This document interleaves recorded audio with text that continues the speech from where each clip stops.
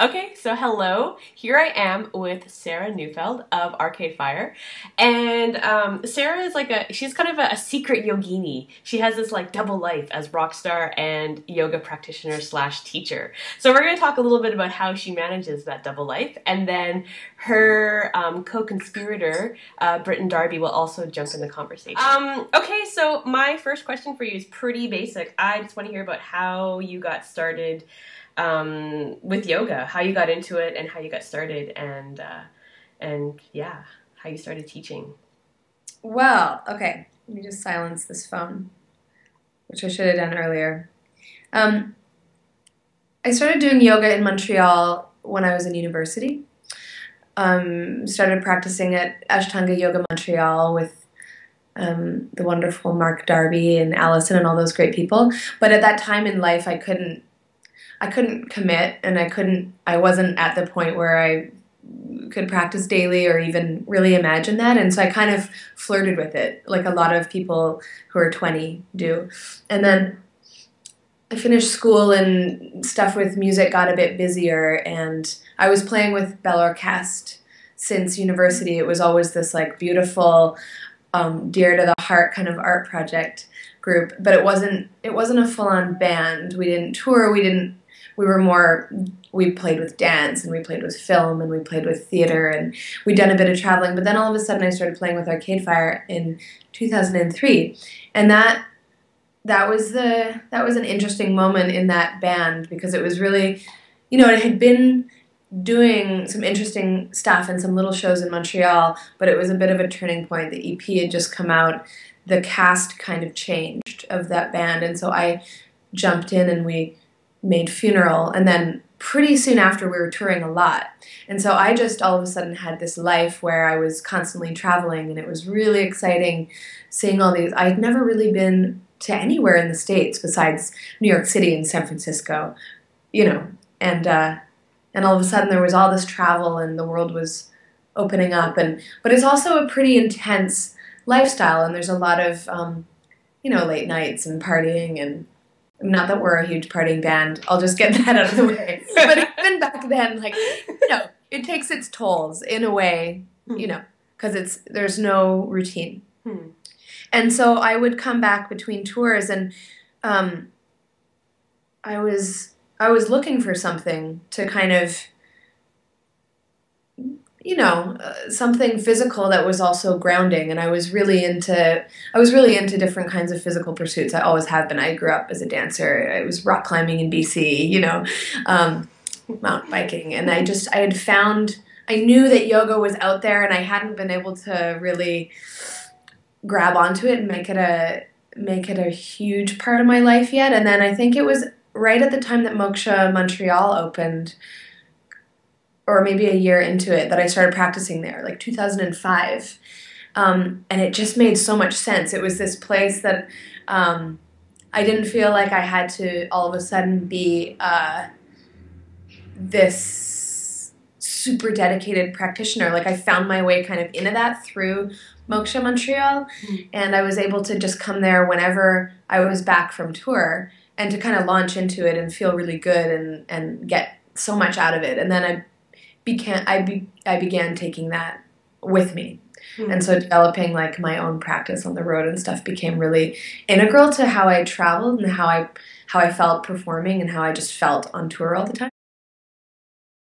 I am curious to know, one of my questions is like how you maintain your practice when you're on tour, and how do you reconcile that with like the rock and roll lifestyle? Right. So yeah, I'm curious about that.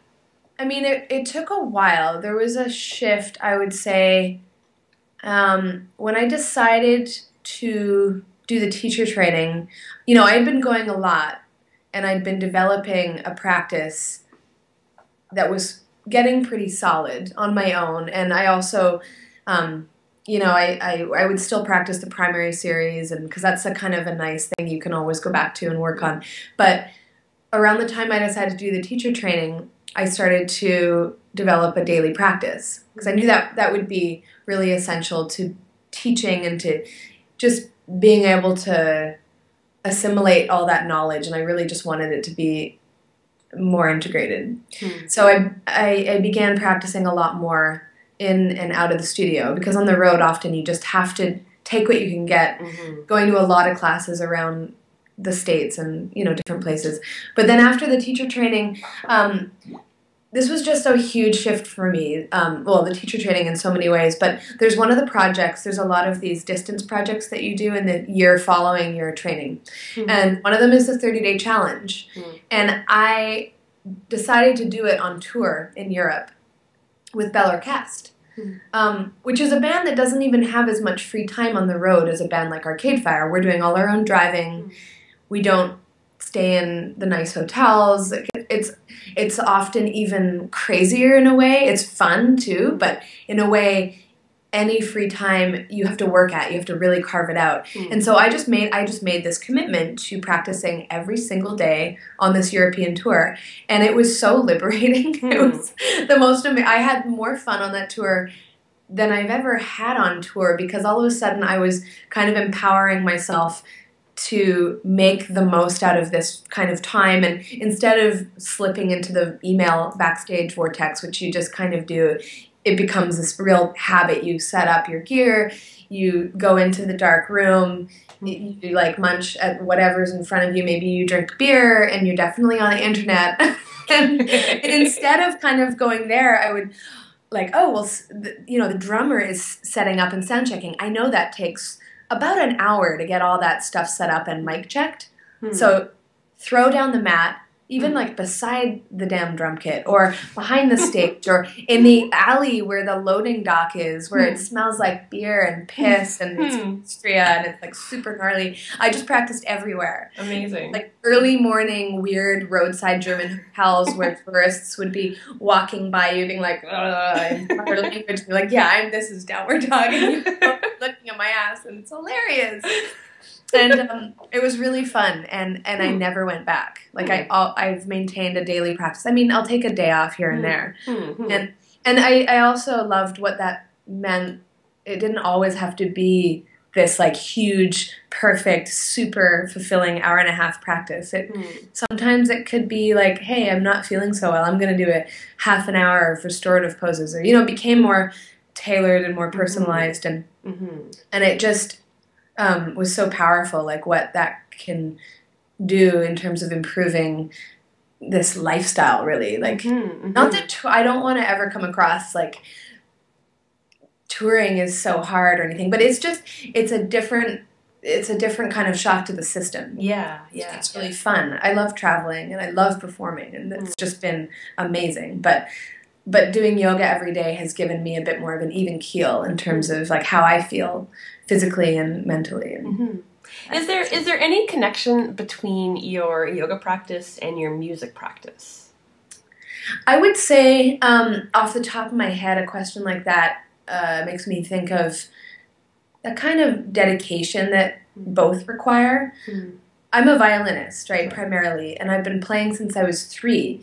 And while I'm not the biggest, like I didn't go the classical route, I don't practice 5 hours a day, that kind of thing, because that really is what it takes to do that. Right. It does require a certain kind of dedication and a kind of willingness to always work at this thing, and it's not always fun to keep up your, musicianship or whatever, but, and then you have all these different outlets, like different projects, different bands, which some are super creative, some are more, if you do session work, all these, it's a multifaceted thing, but it takes serious dedication. And I think working yoga practice into your life also requires dedication, and it is this kind of, it's not always goal and result oriented. It's this process, and it's the ability to engage with the process and be interested in that as a development, as a lifelong path that is a similar kind of a relationship. Interesting. I have another question too around, I'm interested in how you feel about like yoga music and what your relationship is to that. And I feel like there's a certain kind of musical aesthetic in the yoga community. And does that resonate with you? Do you relate to that? Are you guys going to start sampling like Sanskrit chants in your songs at any point? Or well, I love using music in yoga classes in different ways, for sure. I teach a lot of the Vinyasa flow classes at Moksha Montreal, and given the time of day or the feeling of the class, I'll use music, but I don't use quote unquote yoga music. I've got such an arsenal of music that I enjoy in my life, and I find that a lot of it can be totally accessible to a class setting. And also, I mean, I have a background with I've been listening to electronic music since the mid-90s. I was a bit of a techno kid, but quickly got into Aphex Twin and Boards of Canada and stuff like that in the 90s, and really ambient stuff too, but always with this slightly not as easy as the yoga ambient music, like a little bit more kind of, I don't want to say dangerous, but Aphex Twin is kind of dangerous. Anyways, I play music like that more in my classes, and I find it it's like my own personal challenge to bring in music that I love, that is accessible enough and not distracting too much to people in the room. And I have so much fun with that. It's like I'm a little bit obsessed. I spend just as much time like thinking about the music as no. Okay, so Britt and Darby has joined us in the conversation, and Britt and Sarah are involved in opening the first Moksha Yoga studio in New York City, which is slated to open in January, February? January. Yeah, January. So we're going to talk a little bit about this project. I want to hear how it started and what your roles are and what you're doing and what this is. It's like the Moksha US invasion, pretty much. So pretty much. Yeah. So how'd the idea come about, and how did it get started? Well, we met in Montreal. So I met all of the partners. Hi. Our faces are really close together right now. We're making out. So we met in Montreal. The studio in Montreal, the Moksha studio, is full of artists. So I think in feeling that and in knowing that, I always felt at home there, and it didn't feel separate from my dance life. And I think the first time we actually sat down and had a conversation about the possibility of opening a studio together was already like a year and a half ago, maybe even more. Yeah. Yeah, and I think we actually had the first conversation at the founder of Moksha's house in Montreal, at Jess Robertson's house. And it was you, me, and Becca, and Jess. And we just started talking about how awesome it would be to open in a crazy city like New York. There is a lot of yoga in New York. And there's a lot of hot yoga, too. Like, I understand there's a really strong Bikram scene there, and there's, like, yoga to the people, and which is, like, kind of discount hot yoga and stuff. So, and there's just, like, there's... Well, anyways.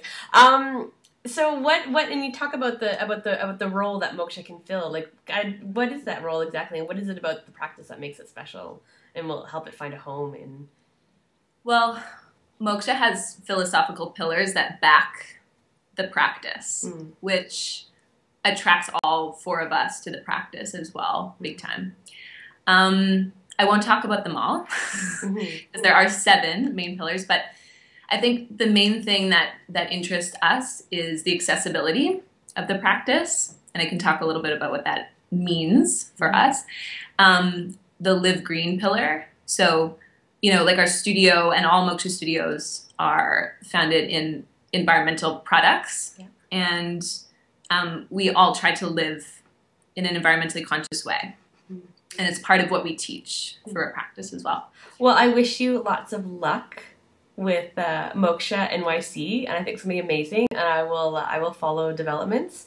And I think this brings our conversation to a close. Okay. So thank you so much for taking the time to talk with me this morning. I'm gonna hit stop. Okay.